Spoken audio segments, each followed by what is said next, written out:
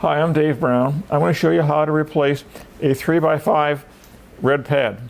Our old presses had gray pads. Okay, as you can see, this pad is all covered with black residue and is charred and stiff. I'm going to use a razor blade scraper to scrape the old pad off. First, I lift the corner, scrape the razor blade underneath there, lift the gray glue. Okay, I've removed the rubber pad. Now I'm going to scrape the glue residue off of the platen. Then we're going to take some alcohol, spray it on a shop cloth, and scrub the top of the platen so it's clean.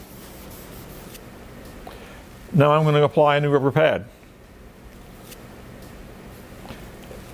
I'm going to take some Permatex Ultra Gray. This is the only glue you should use. I'm going to put 6 small dots, about as big as a pea, on the back of the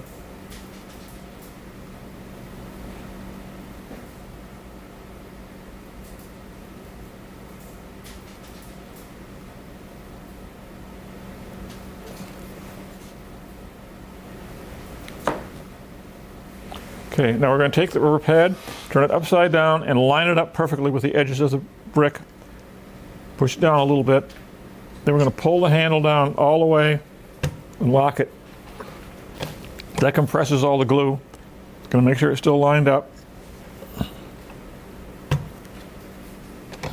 Now we're going to take a paper towel. We're going to clean off the glue globs around the edge of the platen.